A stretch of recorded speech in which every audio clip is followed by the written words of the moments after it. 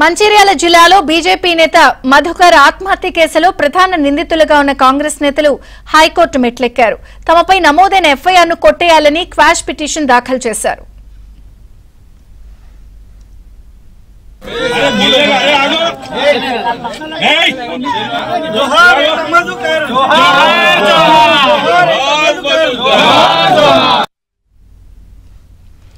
వేమనపల్లి మండల బీజేపీ అధ్యక్షుడు ఏటా మధుకర్ ఇటీవల ఉరివేసుకుని ఆత్మహత్య చేసుకున్నారు. తన ఆత్మహత్యకు స్థానిక కాంగ్రెస్ సీనియర్ నేత రుద్రభట్ల సంతోష్ సహా పలువురు పేర్లను ప్రస్తావించారు. అక్రమ కేసులు, వేధింపులు, అవమానాలను భరించలేక చనిపోతున్నట్లు నోట్లో పేర్కొన్నారు. అదే రోజు 13 మందిపై పోలీసులు కేసు నమోదు చేశారు. ఎస్ఐపై బదిలీ వేటు వేశారు. నిందితులపై కఠిన చర్యలు తీసుకోవాలని కేంద్ర మంత్రి బండి సంజయ్, బీజేపీ రాష్ట్ర అధ్యక్షుడు రామచంద్రరావు డిమాండ్ చేశారు.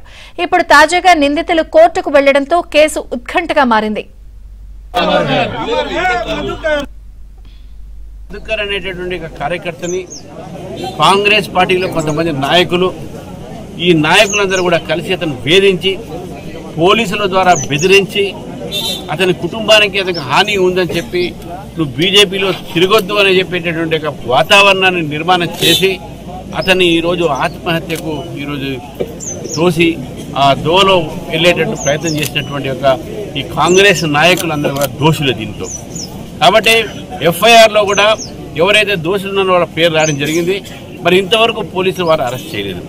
మరి కొంతమంది పోలీసు అధికారులే దాంట్లో వాళ్ళ ఒక పాత్ర ఉన్నది. వారి యొక్క కాంగ్రెస్ పార్టీతో, కాంగ్రెస్ నాయకులతో వాళ్ళకు ఉన్నటువంటి సత్సంబంధాలు అయితే, వాళ్ళకు ఉన్నటువంటి రాజకీయంగా ఉన్న ఒత్తిడితో అయితే ఈరోజు భారతీయ జనతా పార్టీ కార్యకర్తల్ని ఈ యొక్క మంచిర్యాల జిల్లాలో కానీ చుట్టుపక్కల జిల్లాల్లో వాళ్ళు పోలీసులు వేధింపు చేస్తూ ఉన్నారు. అనేక మంది కార్యకర్తలు ఈరోజు కొంతమంది నాయకులు ఇక్కడ తప్పుడు కేసు పెట్టి జైల్లో పెట్టినటువంటి సంఘటనలు కూడా మనం చూసాం. కాంగ్రెస్ పార్టీ, కాంగ్రెస్ ఒక నాయకుల్ని హెచ్చరిస్తా ఉన్నారు. అది ఏ స్థాయిలో కానివ్వండి, బీజేపీ కార్యకర్తలకు మరి మీరు ఏదైనా హాని చేస్తే బీజేపీ ఊరుకునేది లేదు. మనం బండి సంజయ్ గారు వచ్చి చెప్పారు, మీరు తప్పకుండా దీని మీద చర్య తీసుకుంటామని చెప్పేసి. ఈరోజు నేను వచ్చాను, ఇక్కడ కమిషన్ కలుస్తున్నాను, కమిషన్తో మాట్లాడతాను, అధికారుల మీద చర్య తీసుకోవాలంటాను. అదేవిధంగా ఎవరైతే దోషులు ఉన్నారో వాళ్ళని అరెస్ట్ చేసి